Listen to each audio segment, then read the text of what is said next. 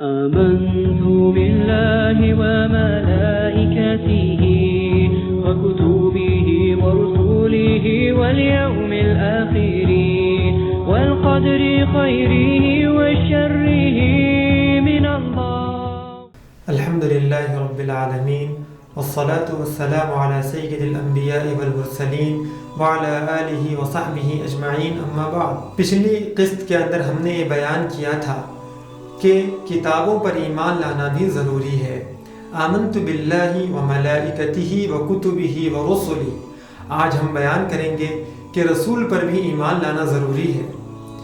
اللہ تبارک و تعالی نے دنیا میں بہت سارے رسولوں کو بھیجا.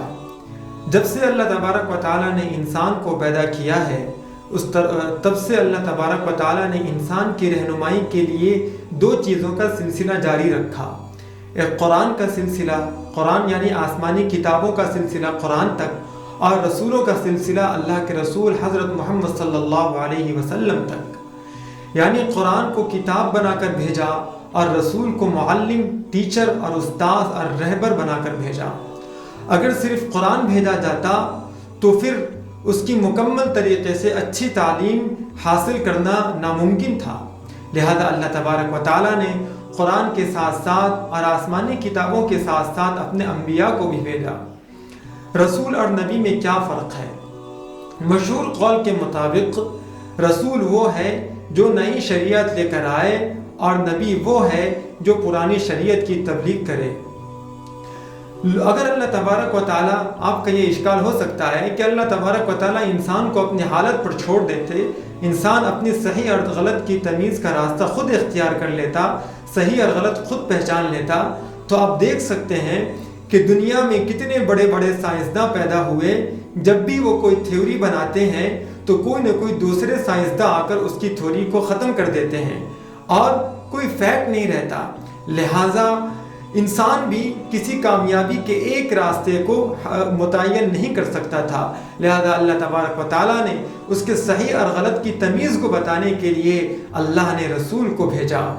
دنیا میں بہت سارے رسول آئے اور بعض روایات سے معلوم ہوتا ہے کہ رسولوں کی تعداد 1315 ہے، لیکن 25 رسول کا تذکرہ قرآن میں موجود ہے. تو کیا صرف 25 رسول ہی تھے؟ نہیں، اس سے بھی زیادہ رسول آئے. سورۃ الانعام میں اللہ تبارک و تعالی نے 18 رسول کا تذکرہ فرمایا ہے. اعوذ باللہ من الشیطان الرجیم. وَتِلْكَ حُجَّتُنَا آتَيْنَاهَا إِبْرَاهِيمَ عَلَى قَوْمِ نَرْفَعُ دَرَجَاتٍ مَّن نَّشَاءُ إِنَّ رَبَّكَ حَكِيمٌ عَلِيمٌ. وَوَهَبْنَا لَهُ إِسْحَاقَ وَيَعْقُوبَ كُلًّا هَدَيْنَا وَنُوحًا هَدَيْنَا مِن قَبْلُ وَمِن ذُرِّيَّتِهِ دَاوُودَ وَسُلَيْمَانَ وَأَيُّوبَ وَيُوسُفَ وَمُوسَى وَهَارُونَ وَكَذَلِكَ نَجْزِي الْمُحْسِنِينَ وَزَكَرِيَّا وَيَحْيَى وَعِيسَى وَإِلْيَاسَ كُلٌّ مِّنَ الصَّالِحِينَ وَإِسْمَاعِيلَ وَالْيَسَعَ وَيُونُسَ وَلُوطًا وَكُلًّا فَضَّلْنَا عَلَى الْعَالَمِينَ. اس کے علاوہ اللہ تبارک و تعالیٰ نے شعیب علیہ السلام، آدم علیہ السلام اور بہت سارے رسولوں کا تذکرہ قرآن میں الگ الگ جگہوں پر کیا ہے. آپ یہ کہہ سکتے ہیں کہ اللہ تبارک و تعالیٰ نے فرشتوں کو رسول بنا کر کیوں نہیں بھیجا؟ جیسا کہ بہت سارے کفار مکہ نے یہ اشکال بھی کیا کہ اگر ابعث اللہ، کہ اللہ کو اگر رسول بھیجنا تھا تو کوئی فرشتہ ہی بھیج دیتا.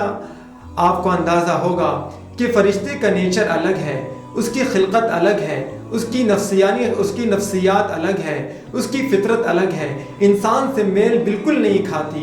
تو اگر کوئی فرشتہ رسول آتا تو وہ انسان کی نفسیات کے خلاف وہ کوئی رہنمائی کرتا اور انسان اس کو برداشت نہیں کر سکتے تھے. لہٰذا اللہ تبارک و تعالیٰ نے رسول نبی میں سے، رسول انسانوں میں سے چنا. اور یہ بھی سوال ہو سکتا ہے کیا جنات میں سے بھی رسول بھیجا گیا؟ نہیں، اللہ تبارک و تعالیٰ نے جتنے بھی رسول بھیجے تمام کے تمام انسانوں میں سے تھے. ہاں، وہی رسول جنات کی طرف بھی مبعوث کیے گئے. قرآن میں سورۃ الاحقاف میں اللہ تبارک و تعالیٰ نے ارشاد فرمایا وَإِذْ صَرَفْنَا إِلَيْكَ نَفَرًا مِّنَ الْجِنِّ يَسْتَمِعُونَ الْقُرْآنَ فَلَمَّا حَضَرُوهُ قَالُوا أَنصِتُوا فَلَمَّا قُضِيَ وَلَّوْا إِلَىٰ قَوْمِهِمْ مُنذِرِينَ. اب یاد کیجئے اس وقت کو جب کہ ہم نے جنات کی ایک جماعت کو آپ کی طرف متوجہ کیا اور جب انہوں نے قرآن سنا تو وہ ایک دوسرے سے کہنے لگے خاموش ہو جاؤ، اور قرآن سننے کے بعد وہ اپنی قوم کو جا کر آگاہ بھی کیا. لہذا رسول جتنے بھی آئے ہیں وہ تمام کے تمام انسانوں میں سے تھے اور تمام کے تمام مرد تھے، عورت کو رسول بنا کر نہیں بھیجا گیا۔ لہذا اللہ تبارک و تعالیٰ نے اپنی تعلیم کے لیے انسانوں کے اندر دو سلسلہ جاری رکھا، ایک کتابوں کا اور ایک رسولوں کا۔ لہذا اللہ کا یہ طریقہ رہا ہے کہ اللہ سب سے بات نہیں کرتا، تمام انسانوں سے مخاطب نہیں ہوتا۔ اللہ تبارک و تعالیٰ انسان کو غلط اور صحیح کی تمیز بتانے کے لیے اپنے بندوں میں سے کچھ لوگوں کو منتخب کرتا ہے جو غلط اور صحیح کی تمیز بتاتا ہے، اور اسی کو رسول کہا جاتا ہے۔ اللہ تبارک و تعالیٰ ہم سب کو عمل کی توفیق نصیب فرمائے، اور ہم سب کو رسول پر جتنے بھی رسول آئے ان تمام پر ایمان لانے کی توفیق نصیب فرمائے۔ وآخر دعوانا الحمدللہ رب العالمین۔